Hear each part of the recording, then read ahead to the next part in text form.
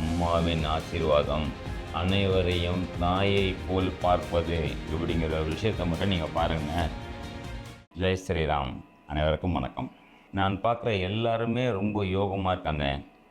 எனக்கு மட்டும் ஏன் இந்த கஷ்டம், ஏன் இந்த சோகம், எனக்கு யோகமே இல்லையா, நான் ரொம்ப அவயோகமான ஆள் அப்படின்ற மாதிரியான கவலை நான் பார்த்த வரைக்கும் நிறைய பேருக்கு இந்த கவலை இருக்குங்க.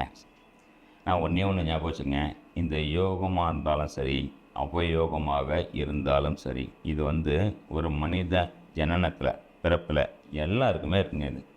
இதைத்தான் ஜோதிடத்தில் பார்த்திங்கன்னா யோகி அவயோகி அப்படின்ற மாதிரி சொல்லப்பட்டிருக்கு. இந்த யோகி அப்படின்னும்போது ஒரு கிரகம் யோகியாகவும் ஒரு கிரகம் அவயோகியாகவும் எல்லாருக்குமே இந்த பிறப்பில் உண்டு.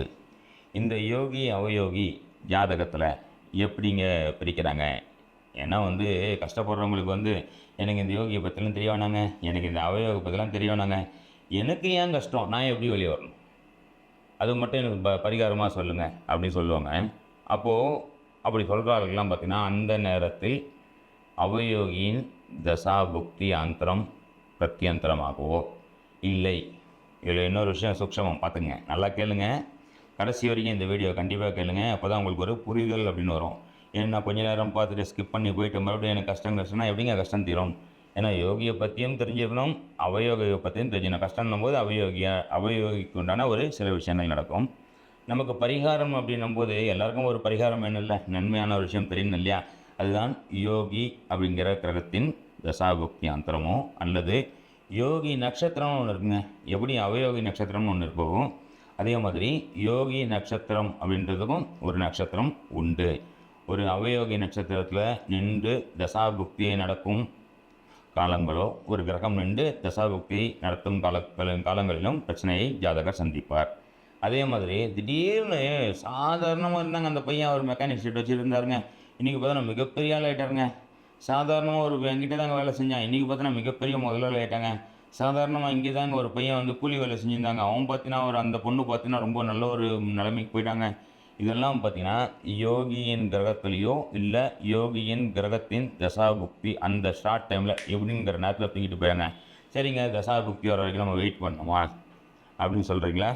அப்போது அது வரைக்கும் நீங்கள் வெயிட் பண்ணுறதுக்கு பதில் இந்த வீடியோவை முழுசாக பார்த்தீங்கனாலே இந்த யோகியின் நட்சத்திரங்களையும் யோகியின் கிரகத்தையும் எப்படி நம்ம ஆக்டிவேட் பண்ணுறது அப்படிங்கிற சூக்ஷ்மத்தை நீங்கள் தெரிஞ்சுக்கிட்டாலே உங்கள் வாழ்க்கையை முன்னேறலைங்க. சரிங்களா?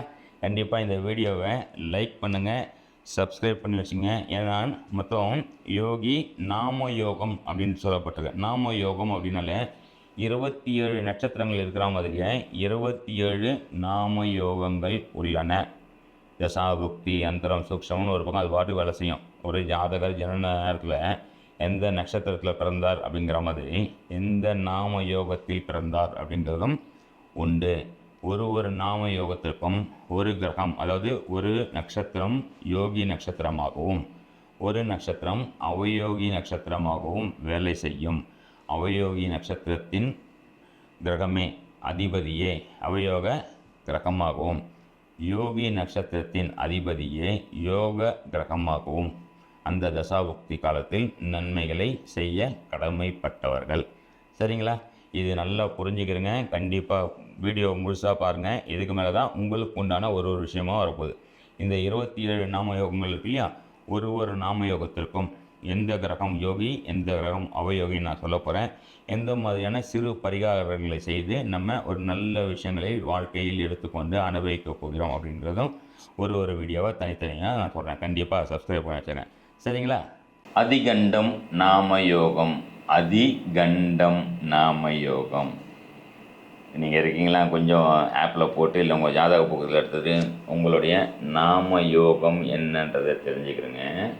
ரெண்டாவது, உங்கள் நாம யோகத்தை ஒருவேளை அதிகண்டமாக நீங்கள் இருந்தால் உங்கள் நாம யோகத்தின் நட்சத்திரம் யோகி நட்சத்திரம் அப்படின்னு பார்த்தீங்கன்னாலே ஹஸ்தம் நட்சத்திரமும் வந்துடுங்க.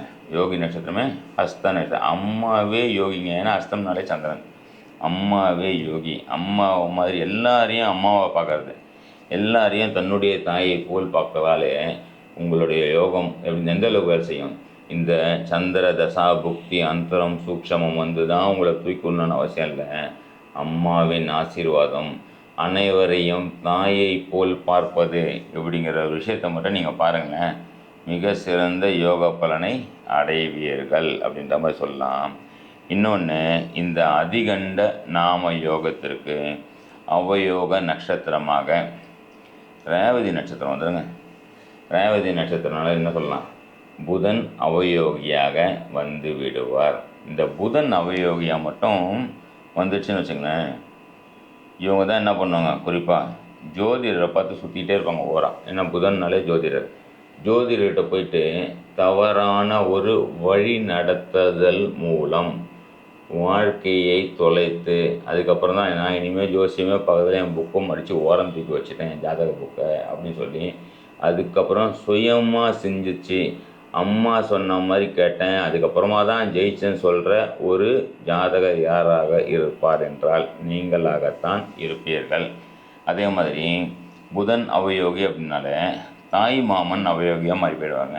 தாய் மாமனால் பிரச்சனை, என் பொண்ணை தான் இவன் கட்டணும் அப்படின்னு சொல்லிட்டு கல்யாணம் பண்ண வச்சு பிரச்சனை, இல்லை என் பொண்ணை தரமாட்டேன்னு சொல்லிட்டு எங்கேயோ போய் கல்யாணம் பண்ணான்னு சொன்னாலும் பிரச்சனை. தாய் மாமனால் பிரச்சனையை இந்த ஜாதகர் அனுபவிப்பார். சரி, அவயோகியாக நம்ம ஒன்றும் பண்ணுவோன்னா, அப்போ தாய் மாமனுக்கு அவங்கக்கிட்ட சண்டை போடாமல் இருக்கலாம் இல்லையா? சண்டை போடாமல் இருங்க. புதன் அப்படின்னா ஜோதிடர். ஜோதிடர்களை வஞ்சிக்காமல், திட்டாமல், அடிக்கடி போய் இது பின்னாலேயே போட்டு சுட்டாமல், நல்லாமல் எல்லாருக்குமே சொல்லுவேன் நான், ஜோதிடம் கற்றுக்கொள்ளுங்கள், ஜோதிடம் படியுங்கள், 4 பேருக்கு ஜோதிடம் பார்ப்பீர்கள், நல்லா பார்ப்பீங்கன்ட்டு. இவங்க மட்டும் என்ன பண்ணணும், ஜோதிடம்ன்ற விஷயத்தில் இவங்களுக்கு தெரிஞ்சிருந்தாலும் இவங்க கற்றாலும் இவங்களுக்கு உண்டான விஷயத்த இவங்க மட்டும் பார்த்துக்கிட்டு போனால நிறைய நல்ல விஷயங்கள் உங்களுக்கு நடக்கும். புதன் அப்படின்னால என்ன சொல்லலாம், பஞ்சாங்கம் புதன். பகவத்கீதை புக்கு புதன். இந்த பகவத்கீதை புக்கை வாங்கி பண்டிதர்களுக்கு கொடுக்கறது, விஷ்ணு கோவிலில் இருக்கிற பண்டிதர்களுக்கு கொடுக்கறது. இது கொடுக்கும்போது அவயோகி நட்சத்திரத்துக்கு உண்டான அவயோகி கிரகத்துக்கு உண்டான பரிகாரமாக மாறி வாழ்க்கையை ஒரு சிறப்பான வாழ்க்கையாக கொண்டு வந்துக்கலாம். யோகி நட்சத்திரம் யாரை சொல்லிட்டேன், அஸ்த நட்சத்திரம் சந்திரனை சொல்லிட்டேன். சந்திரனால் யார் சொல்லலாம், பார்வதி தேவி. பார்வதி தேவியை ரொம்ப கட்டியமாக பிடிச்சிக்கலாமா? கண்டிப்பாக பிடிச்சிக்கணும். பார்வதி தேவி பச்சையம்மன் சொல்லுவாங்க. ஏன்னா அஸ்த நட்சத்திரம் அப்படின்னு பார்த்தீங்கன்னா புதனின் வீட்டில் யார், சந்திரன் வந்துடுவார். கரெக்டாக? அப்போது அம்மன் அப்படின்னாலே சந்திரன், புதன் அப்படின்னாலே பச்சையம்மன் எங்கே இருக்காங்கன்னு பார்த்து கெட்டியமாக பிடிச்சிக்கிறங்க.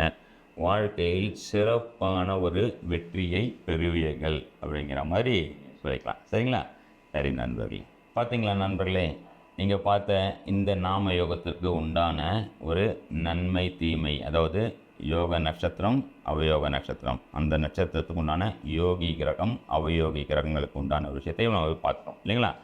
இதை நம்ம ரெகுலராக நம்மளுடைய வகுப்பில் உள்ள மாணவர்களுக்கு, இப்போது ஜோதிடர்களை போய் பார்த்துட்டு ஒரு விஷயத்தை தெரிஞ்சுக்கிறதுன்னு ஒன்று, நாமளே ஜோதிடர் அடுத்தவங்களுக்கு பார்க்குறோமோ இல்லையாங்க, நம்ம வாழ்க்கையை நாமளே எந்த நேரம் நல்லது கெட்டது அப்படிங்கிற விஷயத்தையும் நம்ம நல்லா தெரிஞ்சுக்கலாம் இல்லையா? முடிந்த போது, நேரம் இருக்கும்போது, பொருளாதார வசதியும் அதுக்கேற்ற மாதிரி இருக்கும்போது நம்மளுடைய அஸ்ட்ரோ நிவர்த்தி இதில் நம்ம காலையில் வகுப்பு எடுத்துகிட்ருக்கோம். ரெகுலராக நிறைய வகுப்பு, பேசிக், அட்வான்ஸ், மாஸ்டர் கிளாஸ்னு எடுத்துகிட்ருக்கோம். இது இல்லாமல் மாதத்துக்கு ஒரு வாட்டி 2 மணி நேரம் நவதாரா வகுப்பு அப்படின்ற மாதிரியும் எடுத்துகிட்ருக்கோம். ஏதாவது தினப்பலன் அப்படின்ற மாதிரி இருக்கும். நிறைய விஷயங்கள், நான் ஏன் பிறந்தேன்னு ஒரு கேள்வி இருக்கலாம். இதுக்கு உண்டான பதில் நீங்கள் 2 மணி நேரத்துலேயே ரொம்ப கம்மியான காசுலையும் ப்ளஸ் ஒரு சப்ஸ்கிரிப்ஷனையும் சேர்த்து நம்ம இலவசமாக கொடுத்துட்ருக்கோம். சரிங்களா? பட் கிளாஸுக்கு ஃபீஸ் கண்டிப்பாக உண்டு. சரிங்களா? இது வாய்ப்பு வசதிகள் இருக்கும்போது நீங்கள் கண்டிப்பாக சேருங்க.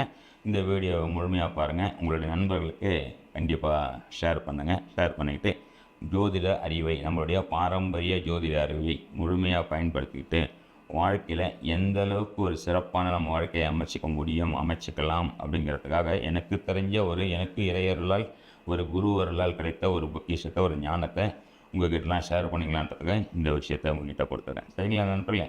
நன்றி, வணக்கம், ஜெய் ஸ்ரீராம்.